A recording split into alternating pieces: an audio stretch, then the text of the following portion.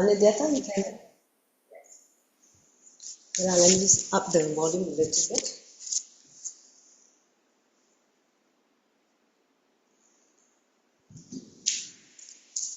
Okay, Nithyananda, are you able to hear me? Give me a thumbs up. Can you hear me? Jobik, are you able to hear me? If you are able to hear me, please give me a thumbs up. Yeah. Okay, yes, great. So let's begin today's session. It's been a long time. Nithyananda, welcome back to the Insights from the Avatar, lesson number 19. This is Kailasa, Singapore, 22nd of January 2025. And my name is Manita Dugananda. Welcome back after a long hiatus of 4 weeks from this session. So I'm delighted to be back, and I hope you all are also going to enjoy another series of fascinating revelation by the Avatar, Swamiji, the Supreme Pontiff of Hinduism, Jagadguru Mahasanghidana, His Divine Holiness Bhagavan Nithyananda Paramashivam. So with that, let's take a few minutes to center ourselves. So close your eyes. Sit with the back straight, aligning the whole head, neck, and spine in one straight line. As we prepare the body to enter into the inquiry of the insight that is going to be revealed by the Avatar. So feel your body awareness from head to the toes, your fingertips. Occupy the body with your presence, your consciousness. And then expand to the next layer of your awareness, which is your breath. Your breath layer, just inhaling very slowly and deeply. Enter into a gap, a pause, then you exhale slowly and completely. At the end of exhalation, a second gap, a neutral zone. Continue to breathe in and out with awareness of the two gaps in your breathing cycle. Understand your breath is the bridge between you and existence. It is also the bridge between the body and mind. So hold awareness on your breathing so that we center ourselves in the present moment.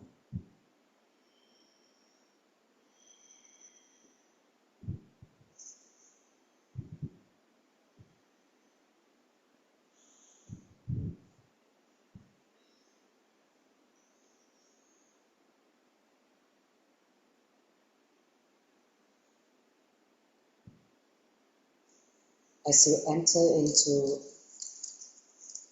the restful awareness in the present moment, enter into the authentic listening, meaning just pure listening without judgment from the past, nothing from the past, just pure listening, authentic listening. Ready to receive what the Avatar, Swamiji, has to impart in all of us. Creating the space of listening, Shravana. I'd like you to now join the palms together in Namaskara Mudra, Amanjali Mudra. Let's invoke Swamiji by chanting the Satguru Vandanam. Take a deep breath.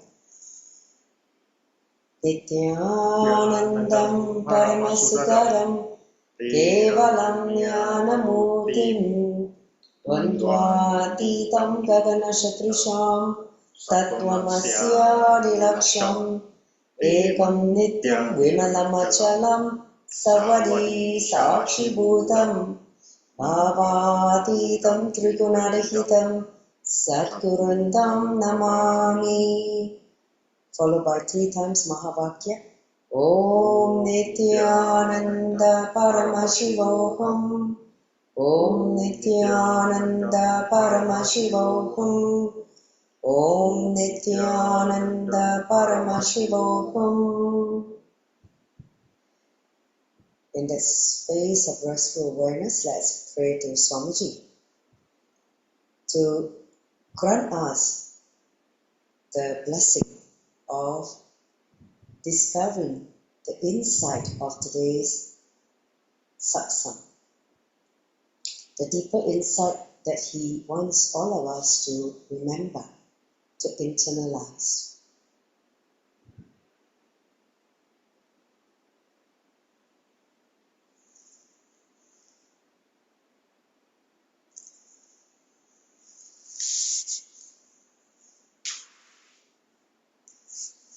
You can now slowly, very slowly open your eyes. So once again, a warm welcome to all of you. So let's enter into today's lesson number 19. I'm too excited. Today's insights are just too beautiful. Okay, so let's enter into the next slide. So here's the thing about satsang. Why do we listen to the satsang again and again? See, the Supreme Pontiff of Hindus, Nithyananda Paramashivam, he says, whenever a sincere seeker melts down in the deep trust and relaxes, the transmission of the lamp happens automatically, whether you are sitting physically with him or not. That is the power of satsang. What it means is that when truth is spoken, when truth is revealed to humanity, time and space does not matter. Whether you're with him here now, even though the satsangs may have delivered in more than 10 years ago in 2010, but now it's already 2025, so it doesn't matter. All it requires is a space of deep listening and in a deep trust. So the whole truth can be transmitted to us. All we require you to do is be open in the deep trust of the truth that is going to be spoken. So with that space of deep trust and listening, let's enter into the first insight of today. Next slide. So we've covered more than 72 insights. Today we're entering into this insight number 73.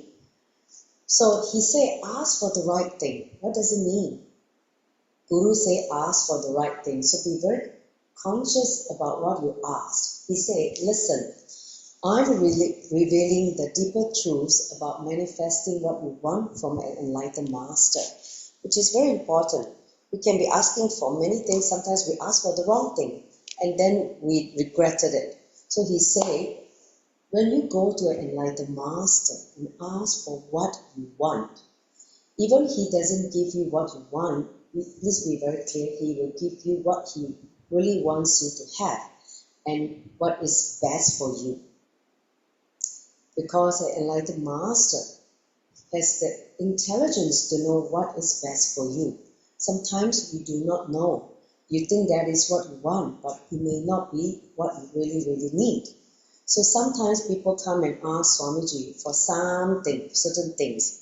It may not happen as they ask for, but suddenly something in them changes. They had a shift, and they are ready to receive what he wants to give.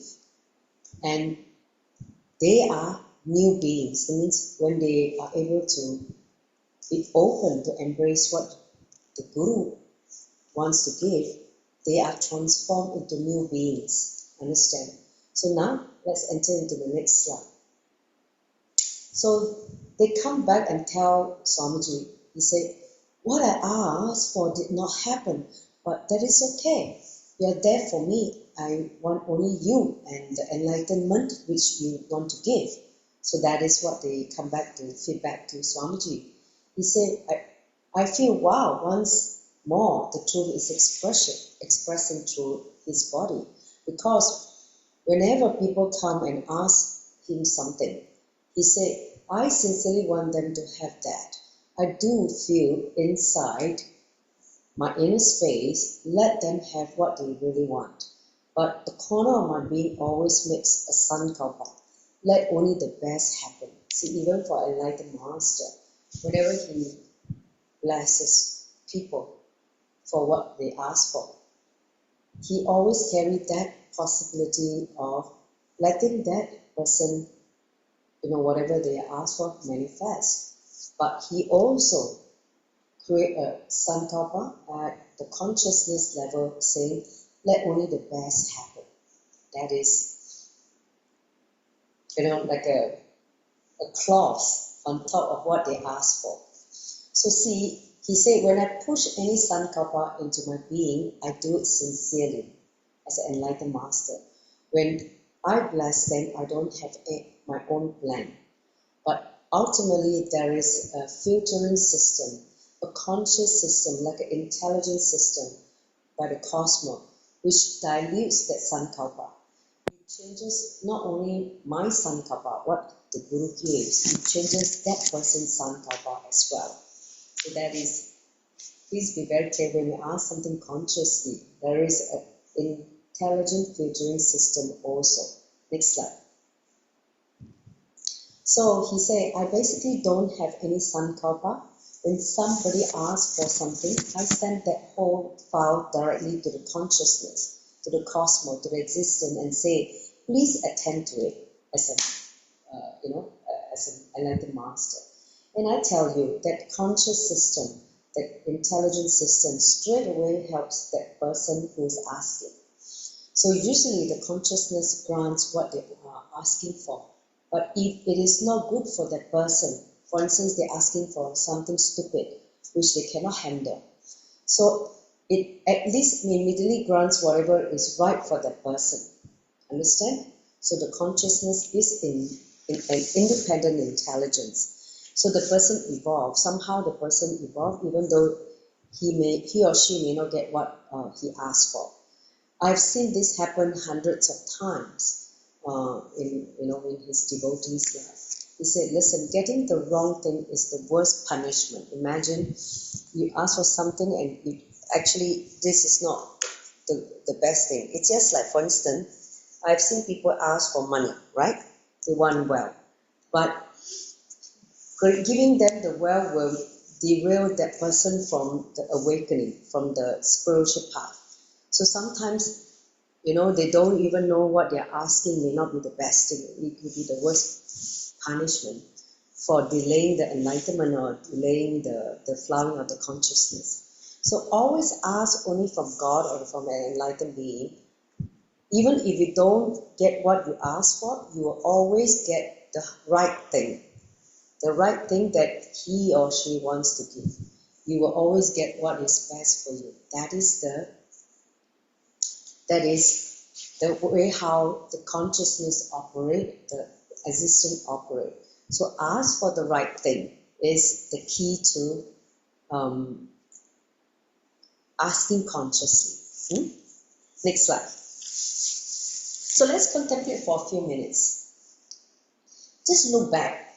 What have you asked? Whether it's God, your God, whoever you pray to, or your Guru, your enlightened master or Guru. How to be conscious in asking for the right thing. See, look at what in the past, whatever you have asked for, had it manifested, had it been, come to fruition. If not, then look inside what was given instead. What was manifested instead, even though you had asked for something else. So just contemplate for a few minutes, because that will give you the understanding of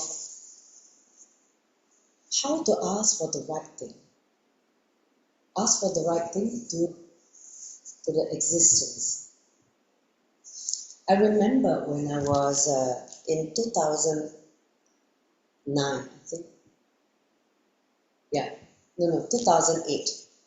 2008, I was, attending a session with Swamiji. I flew all the way to India. That was, I think, in December 2008. And there was a time he was conducting Kalpataru, the wish fulfilling tree. It's a one-day program. So it's a science of manifestation in that one day you learn how to manifest what you want. You learn how to ask for the right thing. Otherwise, if you ask for a wrong thing, and sometimes it may not be exactly what you really truly want. So after the whole day of preparation and all that, And I went up to the stage, okay? The darshan happened, and he was sitting on the stage where there were a couple of so-called divashariri, the people who facilitate the darshan, sitting next to him. So I went up to the stage, I remember. And Swamiji was smiling and said, "What do you want?" He was in such high ecstasy. He just so joyful and blissful. He asked, "What do you want?" Then, I folded my hand and bowed down. I told Swamiji, "Thank you for coming into my life, for happening in my life." Then he just smiled and he gave me a hug. Okay, he just grabbed his hand and hugged me. Then he said, "Okay, tell, what do you want?" Then I said, "I only want fulfillment."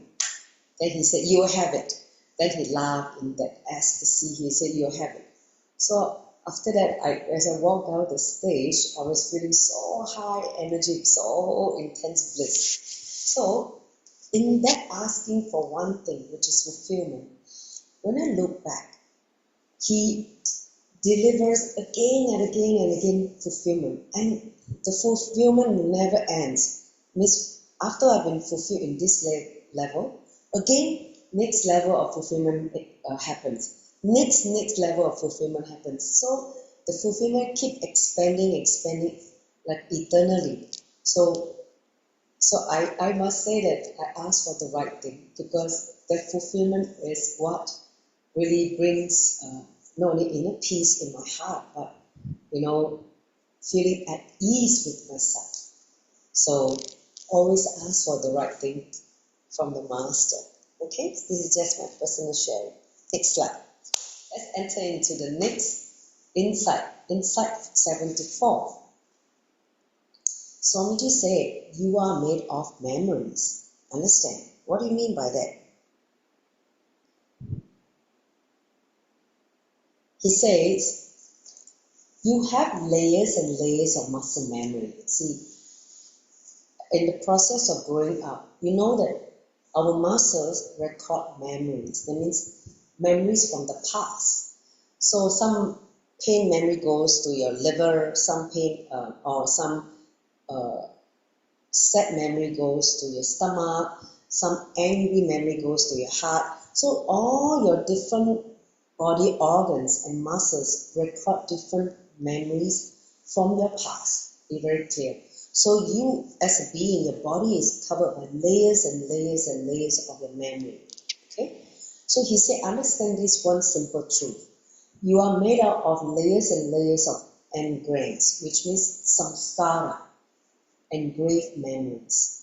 And it is as if 25 saris, length of the cloth, the 25 saris are put on top of one another. Imagine these layers and layers of engraved memories.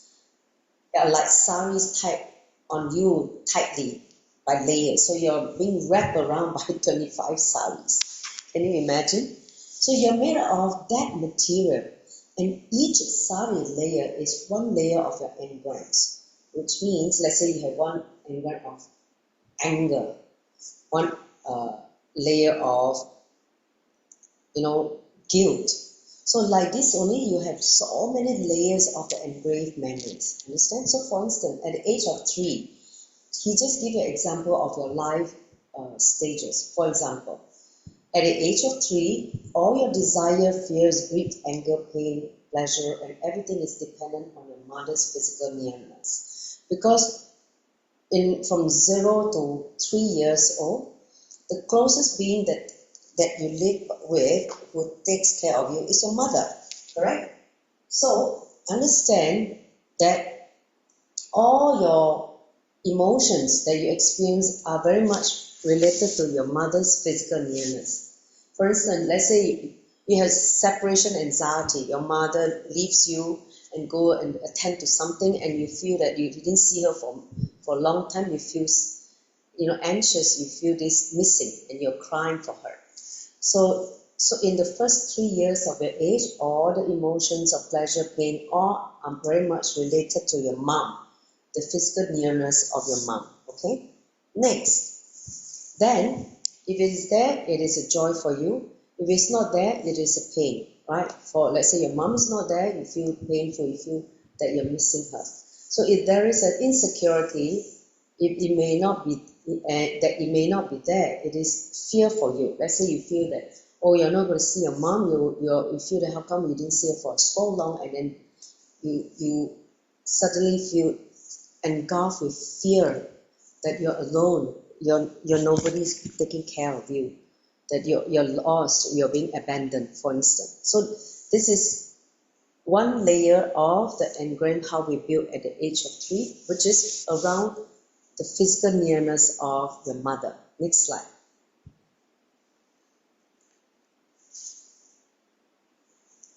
Then, at the age of 7, a little bit older, all your fear, greed, anger, and pleasure revolves around toys, because by that time you are slightly older and you're very much into toys and possession of your toys. Then by the age of 10, all your emotions all revolves around the need of friends, all the friends, your living toys, your friends, who you play with, how much time you spend with them in playing games and all this. So these are, the emotions that surround with the people, the friends you mix up with.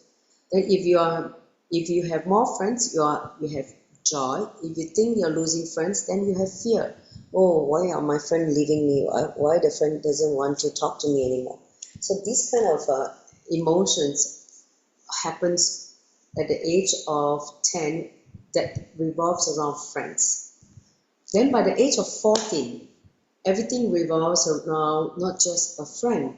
You evolve to a deeper relationship like a companion, maybe just with the people with not other gender, same gender, like maybe a close friend with whom you can share your life. Let's say a buddy, a childhood friend, which is same sex as you, and you share all kinds of things together.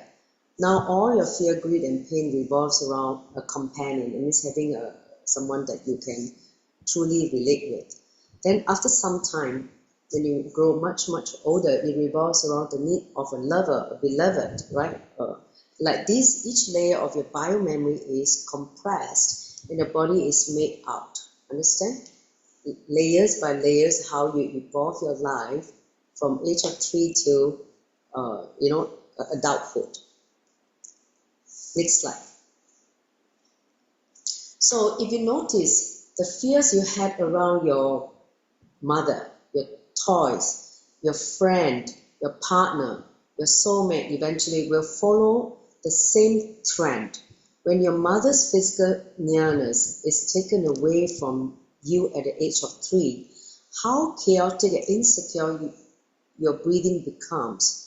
You feel, you're breathing, you're not able to breathe, you're crying for your mom, you're crying for the missing her. It will be exactly the same or a little deeper when your beloved goes away from you. So it's the same engraved memories get triggered again when you're away from your loved one. It is the same emotion happening, but in a different layers. It means at the age of 3, it is all surrounded about your mom. But when you're in adulthood, when you're missing your girlfriend or your spouse, that kind of feeling is at a different emotion, at the different layers. So layer by layer on this same trend, every sari or every layer, each cloth gets colored. The first cloth gets colored by your mother's physical presence. The second layer of the cloth or the sari gets colored by the toys you possess. The third cloth layer gets colored by the friends you hang out with. The fourth cloth or the sari gets colored by the partner you finally chose. And the fifth layer gets colored also by the wealth, how you create wealth around you. So like this only, your relationship with wealth, your relationship with the people you grow up with, all forms the different layers of your memories. Understand? Next slide. So you are nothing but a toy layered in different colored clothes. So that's it. As simple as that, as straightforward as that. I can tell you the trend is the 7 chakras, right? So we have 7 emotions. The Muladhara is greed or fantasy, then fear, worry, attention need, jealousy, which is coming out of comparison, then ego, which is out of, what you call that? Ignorance, out of arrogance. And then finally, the crown chakra, non-fulfillment, that means discontentment. So all these 7 energy emotions align with the 7 chakras. So awakening the Kundalini Shakti will completely liberate you from all these layers and layers of muscle memory responsible for physical and mental disorder. Understand? Because of your accumulation of your memories, your engrams, your engraved memories. When they form layers and layers of your memories in your being, that's why you become heavy. You respond to different emotion again and again until you come, a guru or master, and like the master happening in life, and he awakens your Kundalini Shakti, your inner potential energy. Because by awakening this inner potential energy can completely liberate you from all these layers of muscle memory responsible for all the disorder that you're experiencing, whether it's physical or mental. So Kundalini will completely wash you. He will completely, purify you. Next slide. Nithyananda, welcome. Sorry, you came late, slightly. Also came late. But anyway, so let me just continue. So he said, why do you think people jump when their Kundalini is awakened? So if you have seen how people, the body jostle forward, or people just levitate, all that because of the Kundalini Shakti getting awakened. He said, in his physical presence, this is what he does. He said, because I'm putting them in a washing machine. So Swamiji gave a very funny analogy about your engraved memories. It's like layer of sari that you get covered. And then he said he just put you in a washing machine. He said, I'm a huge laundry. My present is the washing machine. My words are the detergent. The joy which the Kundalini awakening creates in the body is the water. So, the joy, the bliss that you experience is like water trickling in your being. And the meditation technique is the power supply. When let's say he put you on a certain meditative state, and that is the power supply that you connect with the cosmos. So after you have been washed and dried, I just iron you. He said he iron you and put on the label enlightened and send you out into the world. So that is what the master does. He clean you up, he purify you, evolve your system, and then, make you enlightened and send you back to the world, to the outer world. Okay, so that is what a master does to remove our layers and layers of engraved memories. Okay, next slide. So now, let's do a short contemplation. He said, visualize the analogy given by Swamiji on the layers of saris that we're covered with, which is symptomatic of the layers of memories that we accumulated since childhood till now. You would have, he said, at least 25 layers of saris that you are wearing. Okay, so imagine how all these memories make us feel tight and burdened.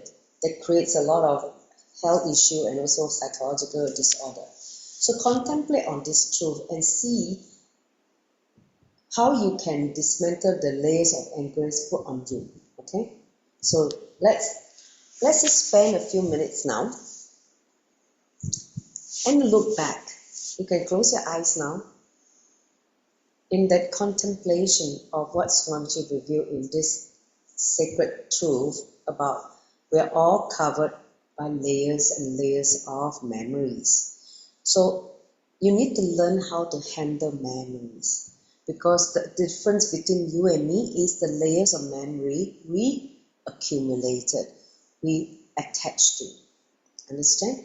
So all these memories, engraved memories, means what? They are samskara.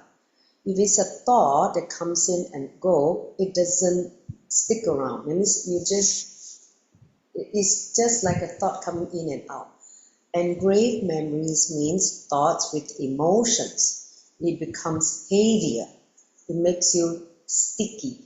It means make you heavy. So just look inside your inner space and your muscle memory. Feel what kind of engraved memories that you are still holding on, you're still cherishing, you're still stuck with, that create not only physical, also mental disorder in you. That you feel trapped, you feel heavy with these engraved memories. Just contemplate on that. And when you cognize the engraved memories that you are still not able to purify, then how we can actually leverage on the Guru's energy, the Guru's as a resource to purify ourselves. All you need to do is sit with him. All you need to do is to be available for him. Like he said, he's a laundry, right? He's a laundry service. So whenever you sit in front of him in that pure openness and deep trust to purify yourself and be able to surrender all those engraved memories in front of him, he would literally work on the purification, detoxification of your being.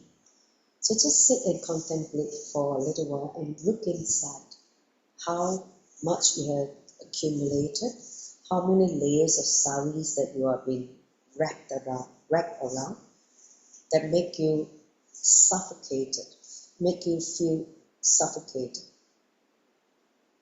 And being in the presence of the Guru, the enlightened master, allowing him to cut away all the layers of sari that you put around yourself unconsciously, how you make yourself trapped.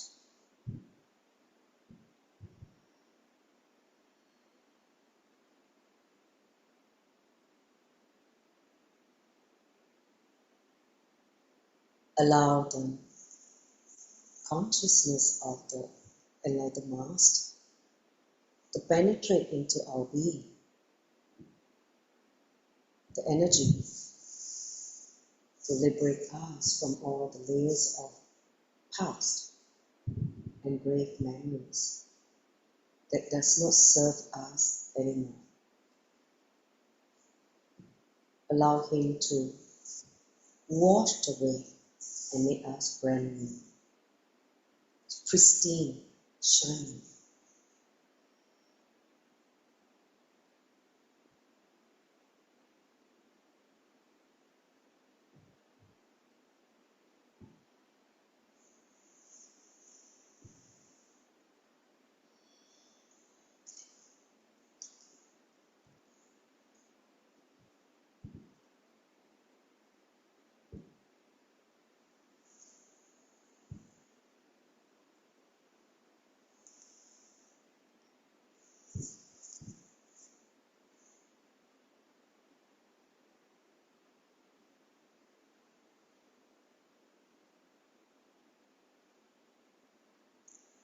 Relax, you can open your eyes now.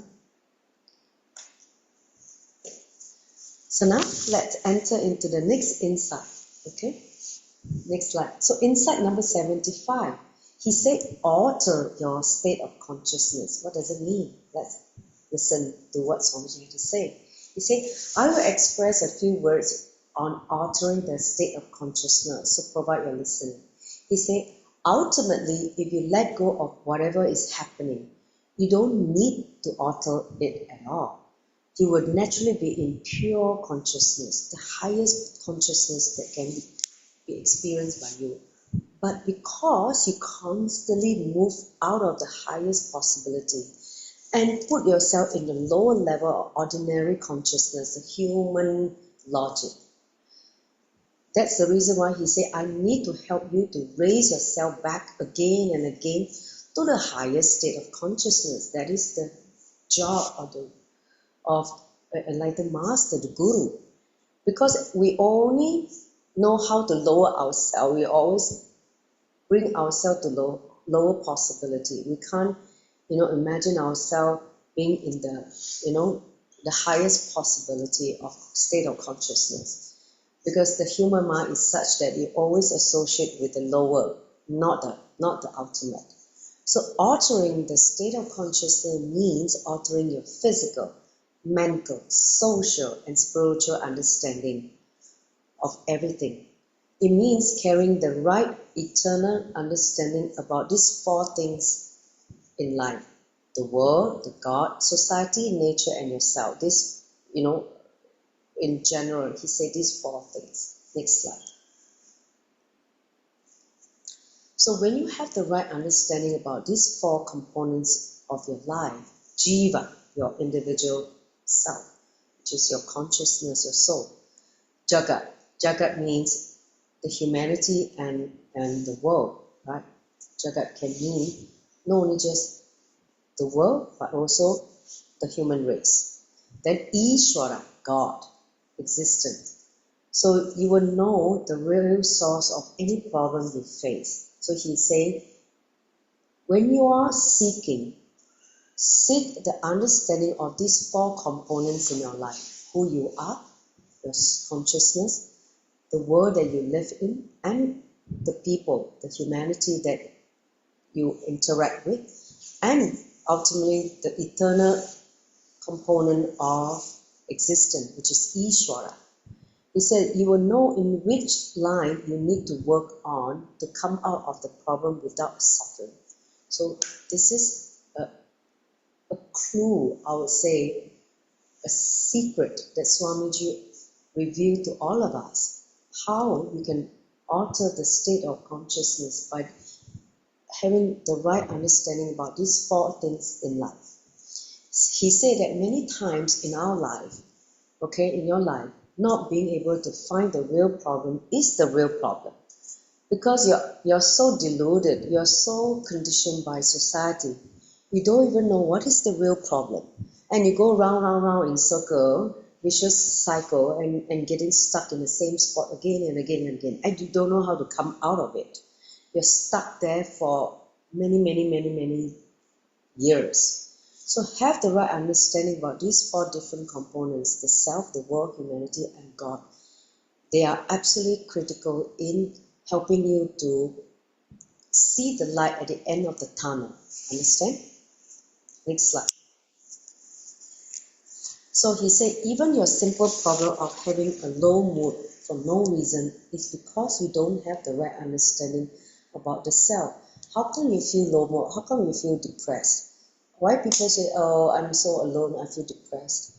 When you don't have the right understanding about yourself, if you understand that your very nature, you are alone. You are Paramashivam. You are the source of everything that happens outside and inside of you. If you understand this is your very nature, then how can you be alone? How can you feel lonely? You are by your very nature alone. So when you cognize this dimension of you, you begin to embrace this aspect of you.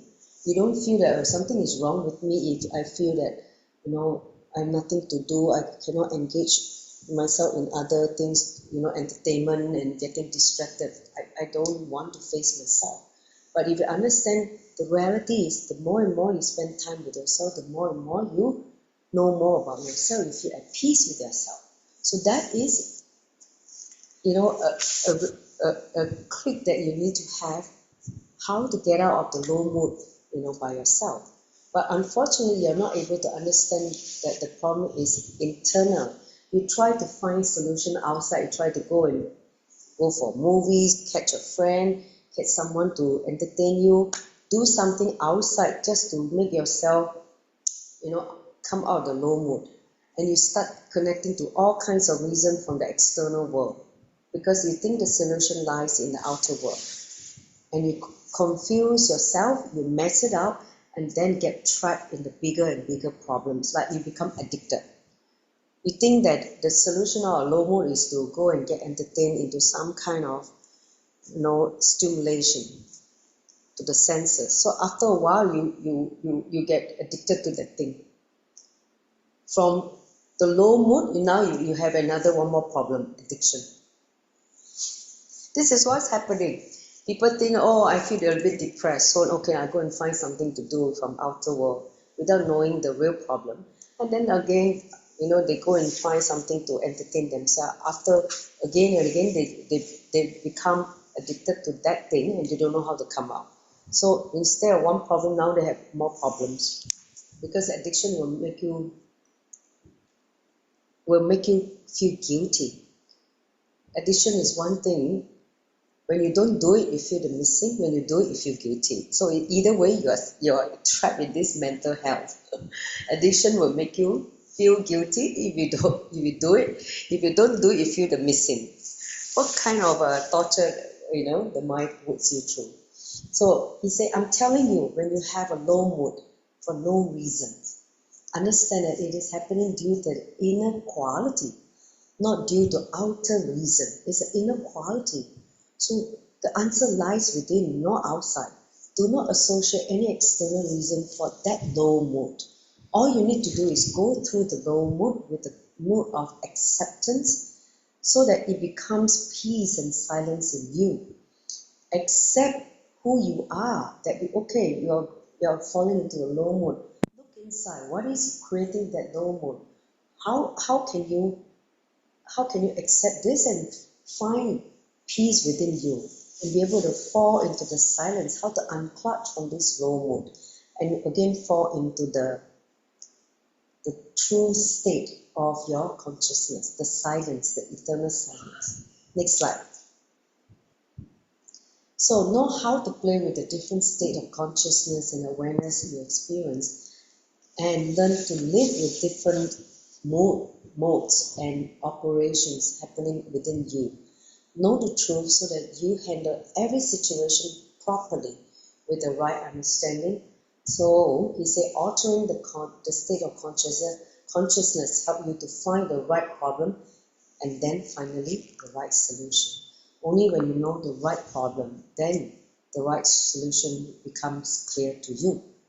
So he gave a very good example. He said, if you are facing an external attack, don't blame yourself and say, oh, I have this kind of mental setup and body, that's why I have this problem. Like you try to put guilt in you, blame yourself, all that is not necessary. He said, no, the moment you start blaming your body, your mind, you are already divided. Your being is already divided into pieces. So that is the worst thing, because every division that you create, you feel separation.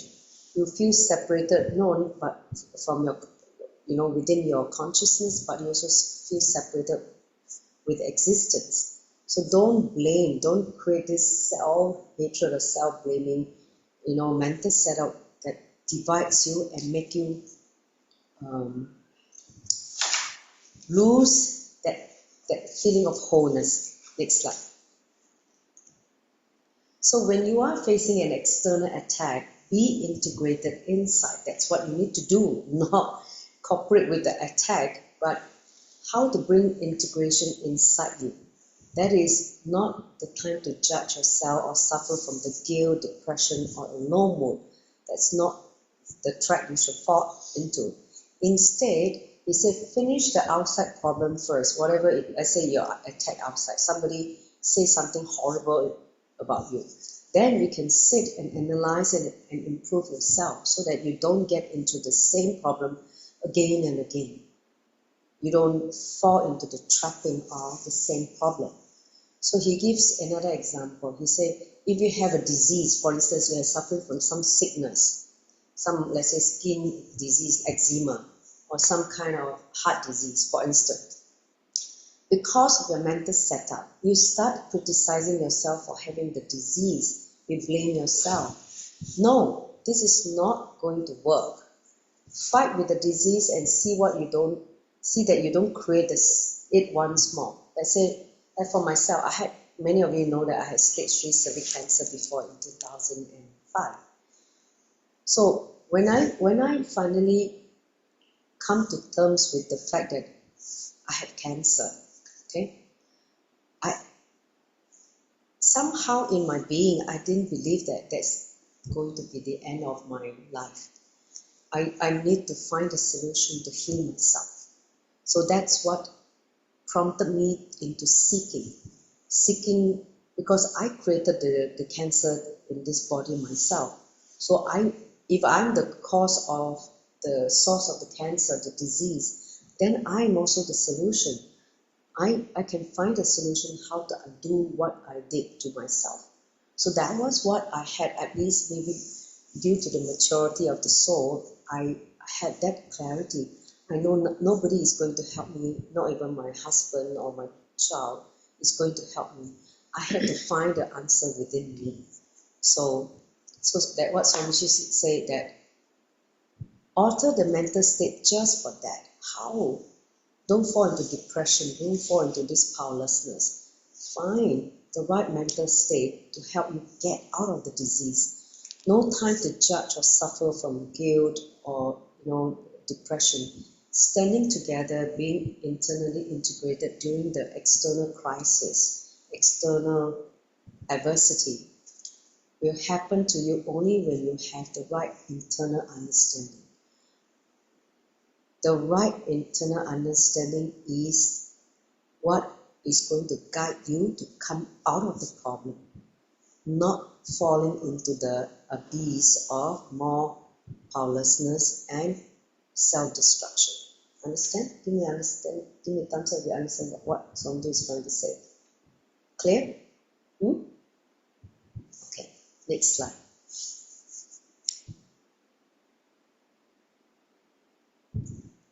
Next slide, Anandyata. Okay, so he says, altering the state of consciousness will make you understand the right problem, and then will give you the clarity to find the right solution. So understand, altering the state of consciousness is the master key to come out of all problems that you're facing in the world. This is the main purpose of altering the state of consciousness, so that you understand the spiritual problems spiritually, the social problems socially, the economic problems economically, and the physical problem physically. Whether it's a physical health issue, wealth problem, that means you are not able to, feed yourself, you have money, or you feel that you don't, you cannot have meaningful relationship, socially you are handicapped, or spiritually you feel missing something missing in you, you feel you're not complete or whatever. So all these different layers or different dimensions of the problems, only when you have the right understanding of altering the state of consciousness, then you know how to tackle the different problems in your life. Got it? Give me a thumbs up. You understand? Yes. Awesome. So the key to come out of all next slide. Let's do the contemplation. So the purpose of altering your state of consciousness is helping you to find the right problem, then have the clarity to find the right solution. So look inside. In the past, how many times you found a solution when you shift the state of consciousness? Look inside. How many times in your life this has happened and helped you to find the right answer to the problem? Anyone want to share? I take this opportunity to give you a chance to share.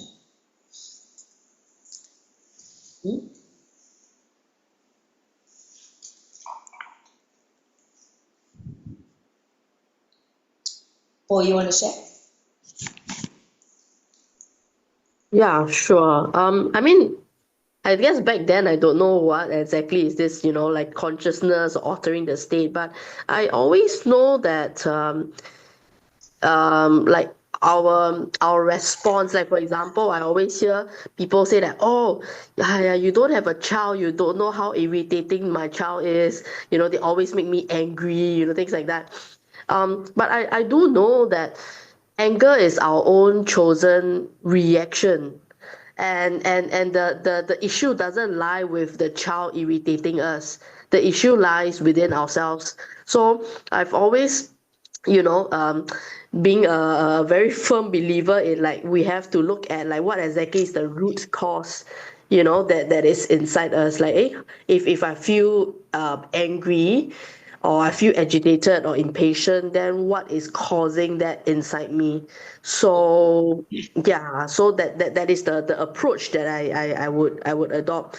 So very often then I realize that, oh, okay, so it is because, of like, oh, I, like, for example, okay, maybe I haven't really thought of a concrete example, but yeah, I would then realize that, oh yeah, it is my issue. Or maybe I thought that, okay, or I assumed that it would be this way, but then, or it's something that I've been used to, but then it didn't happen that way, or something like that. So yeah, even these days, even when I, get so-called get approached by friends for advice, I also tell them we have to look in and really discover what exactly is the root cause. Yes, Mm. I think you found the right approach to look at your problem. Let's say whether it's emotionally affected by external happening. So the people who are unconscious, the first thing they start pointing finger, right? You cause misery. You're the root cause of my problem.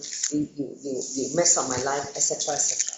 But the reality is, it is us who created the space to attract all this happening, all this, whether it's bad experiences of pain or suffering.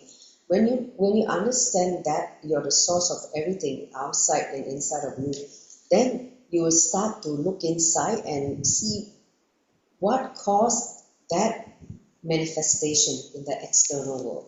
You stop pointing fingers, you look inside as a reflection, as a mirror. So that is very important when the shift from outside turn inside. And then, because we have all the intelligence to solve all the problem, in the outer world. Main thing is the answer lies within. But people forgot this fundamental truth of you're the source of everything. And that's how they continue not able to find the right problem and the right solution. Okay, thanks for sharing. Let's go to the last insight today. I hope you guys are enjoying. Today, when I was doing the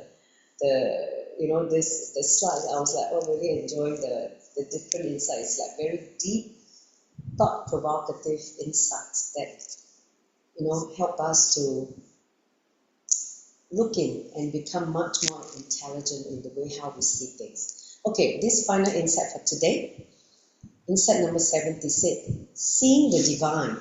This is so beautiful. Okay, so listen. Swamiji said, what is the meaning of divine? He said, let me define the word divine. See, people say, oh, I see the divinity in you. I work for the divine. I surrender to the divine. So he said, what do you mean by divine? People use these words quite interchangeably between God or existence. Okay? So divine, he said, whenever you don't divide and you perceive the whole with the whole picture, you perceive the divine. Okay, so it's so straightforward. It's only when the mind starts dividing that's where you miss the whole divine. So he said, where your mind and logic patterns completely leave you, that space is divine. Catch this. Where your mind and the logic patterns completely leave you, that space is divine. So which means what? The mind should not interfere in this space of the divinity. When the mind comes in, be very clear, you are out of the space of divine. So he gave an example, which is very nice. He said, for example, if you realize the divine in a stone, let's say you worship like Amalinga, right? Your Spatika Amalinga. It is a stone, is a fossilized crystal, right? Fossilized carbon. So the ice, actually, fossilized ice that has been trapped in the earth for millions of years and become a spatika. So you realize the divine in the stone, all your patterns will drop in front of that stone. So you surrender to that stone and you will just experience something beyond your mind's comprehension. You just start saying, hey, how come the Amalinga can stand by itself? How come the Amalinga is able to listen to my command, my consciousness, which is beyond your perception? That is when the stone becomes transformed into a deity for you. It becomes the personal deity. Understand? So that's how you relate with even just a stone. Outsiders just see, hey, that's just a crystal. Wow, what do you mean? But to you, it's not a stone. It's not a crystal. It is your deity that you pray to, you connect with whenever you're in trouble, right? Or you're asking for some help. Next slide. So if you're holding on to your patterns, you're not realizing the divine. The pattern is where we feel separated from the divine. The moment you drop your patterns, you complete with your patterns, again, you will realize the divinity, not only within yourself, but in everything, in everywhere you go. Many times when I bless somebody, Swamiji said, the other person will be so joyful as if that person himself is being hugged by him. So whenever you feel you're being blessed, when I bless someone else, let's say you see Swamiji blessing another person with wealth or health, a great blessing that he showered on that person, and you feel also blessed, you're seeing the divine. You're seeing the divine in front of you. Whenever you feel, oh, that person is being blessed, but not me, I don't get it at all, I'm jealous, I feel so unfair, that kind of thing, then you divide. You're feeling the division because you're feeling jealous. You're feeling that how come that person has the blessing and you don't get it. So that is where you miss the whole thing. If you are suffering with dividing, you like to divide, you like to seek separation, I have only one thing to say to you: suffer. Swamiji says, suffer. If you go on dividing, die of that suffering. Be tortured by that suffering. That is the only way you come out of it. That's why when you suffer, go to the trough of your suffering, then you start to wake up and you crawl out of that, the black hole of the suffering. That is the only way you come out of it, because when you don't suffer, suffering is like a great teacher. Just like pain is a great teacher, suffering is also a great teacher. Because unless you feel the pain of the suffering, you will not try to come out of it. You will not try to find solution. It's only when the suffering becomes so unbearable that you decide that that's it, enough. You're not going to suffer anymore. You want to get out of this state. So that's how you come out of it. Next slide. So that's why sometimes when you tell people they don't listen, then I say, okay, you don't listen, only life can teach you, let life teach you. But when life teaches you, it will be very, very painful, full of suffering, because you will not be cuddled in a nice way. When the Guru teaches, you'll be done in such a sweet, juicy way, like you don't feel bad. But when life teaches, there's no cushioning. It's just one hard landing. And then you feel, wow, this is so much, you come back.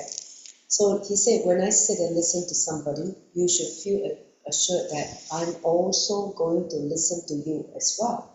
It should be inspiring you. So let's say Swamiji is listening to someone, and you're also in there listening intensely. Be very clear, even though he's providing listening to the person, he's also providing listening to you. We're not in a direct way. So when I bless somebody, when I shower something on somebody, you will feel, wow, that person is so blessed, and you feel, wow, as if it is done to you as well, as if you are also receiving this equal showering by the Guru. Then you are divine. then you are seeing the divine in him as well. Say that. Understand? No dividing, only feeling that you're able to connect the divinity in him and also the divinity in the person who is receiving the showering, and you also feeling the blessing. Next slide. So now we have covered all the 4 insights. We're going to enter into the very short meditation, okay, for 11 minutes. Contemplate on what Bhagavan Swamiji has revealed today in the 4 aspect of, of the insight. So I'm going to play Mahavakya for 11 minutes. So all of you, if you want to, put on IBAN, you can get your IBAN. Otherwise, you are free to just close your eyes. Okay, so I'm going to play Mahavakya for 11 minutes. So sit with the back straight.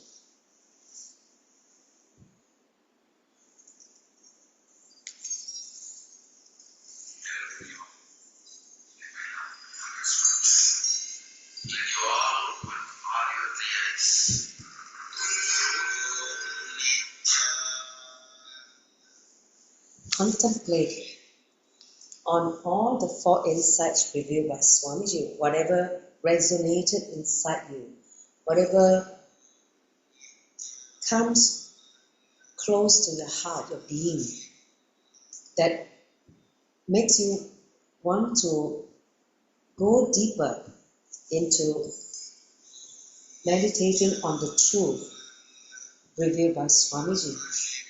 Whichever you pick, whichever comes out in your consciousness, let that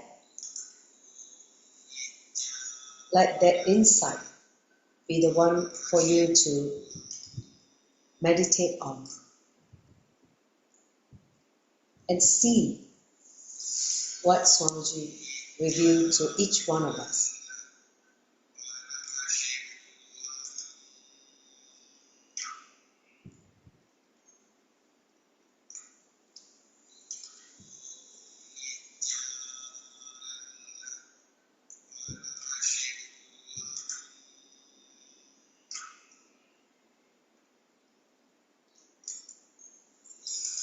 Whether it's the insight of asking for the right thing, or the insight of altering the state of consciousness, or the insight about seeing the divine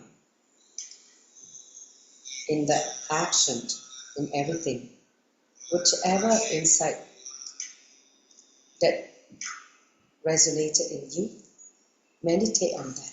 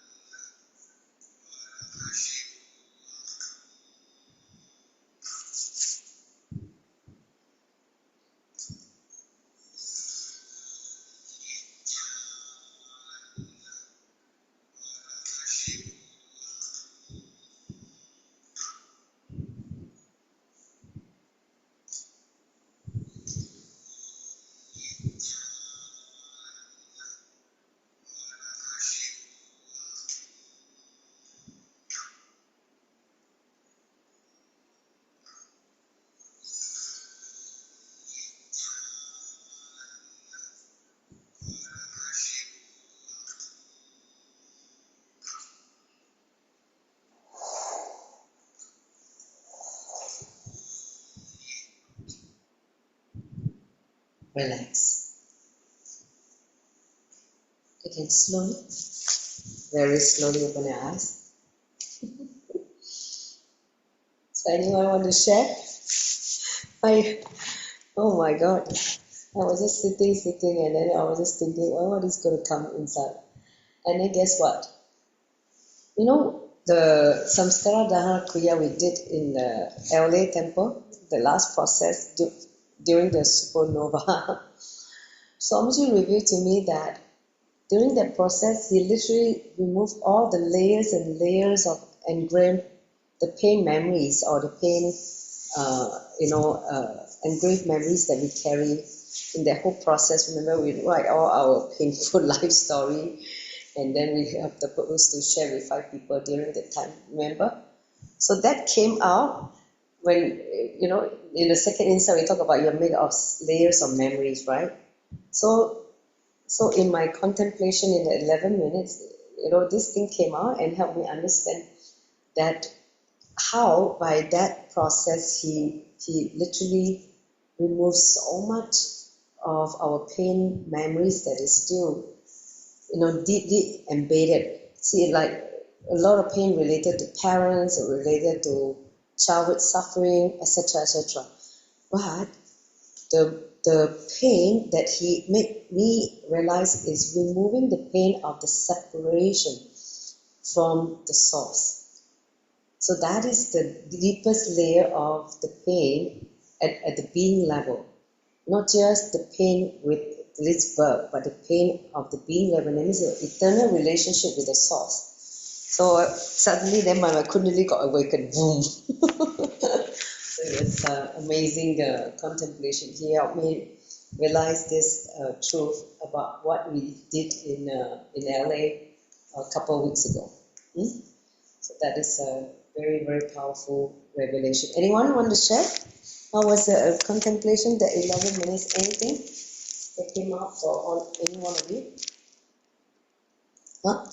Anyone? You can type on the chat if you feel that something clicked in you, something got revealed to you by Swamiji, and it helped you to. I can share while we're waiting for the rest to share.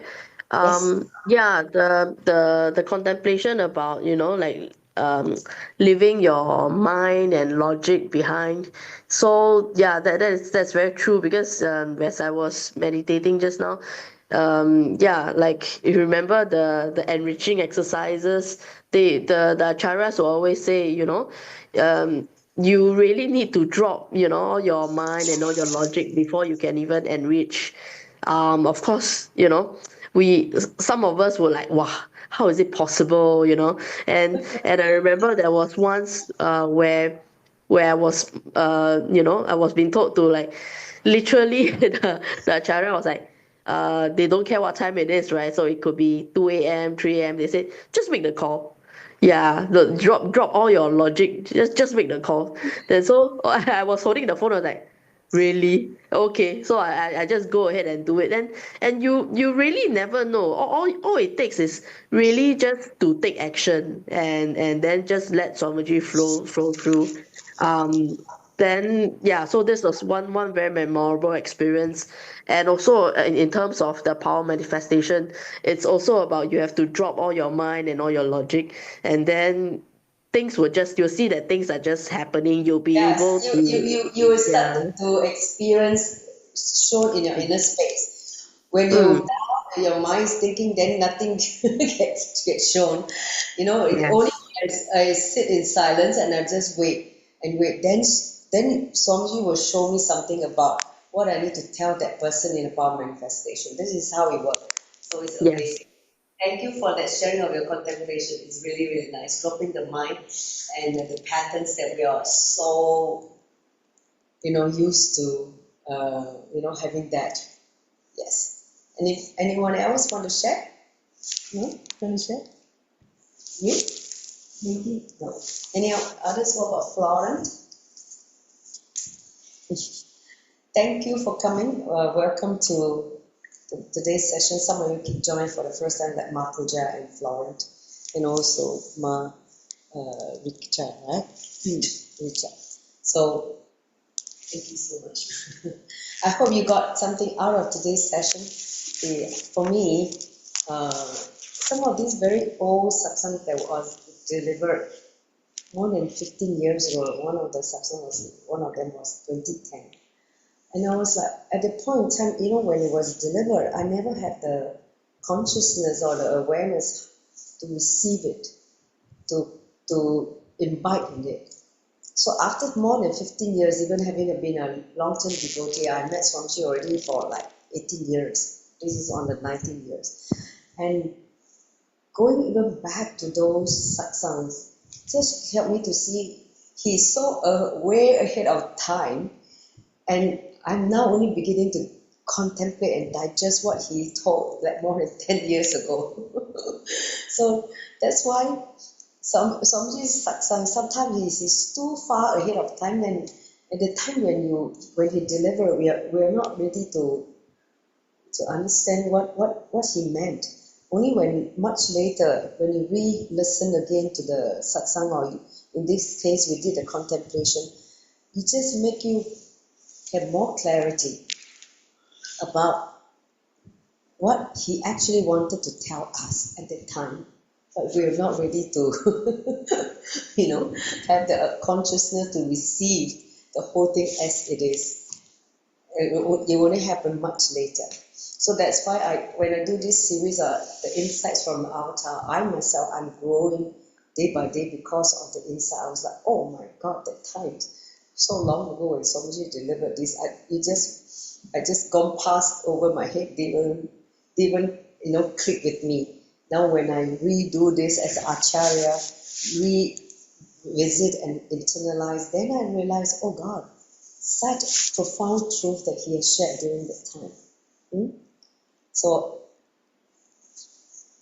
I hope all of you enjoyed today's session. It's about time. If you have nothing to share, or you want to share in the group, we have a WhatsApp group for this session. If you want to be added, let me know.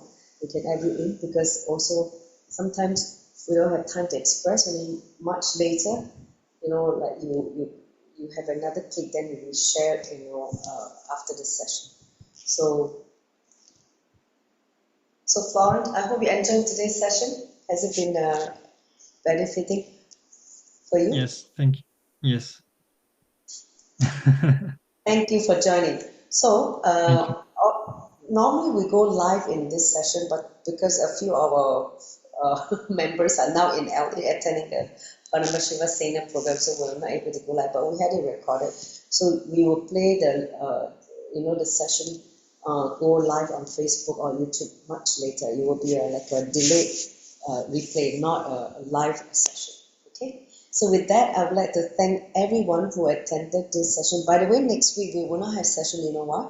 Because it's Chinese New Year, right? Chinese New Year celebration. So we'll resume 2 weeks later. Anandata, can you just flash the last few slides so that we can conclude? Okay, so we're going to celebrate Kumbh Mela. We have already started on the 13th of January. Some of you have not been in LA with us. So now that 1 week has passed, the next Sunday is on the 29th, which is next week.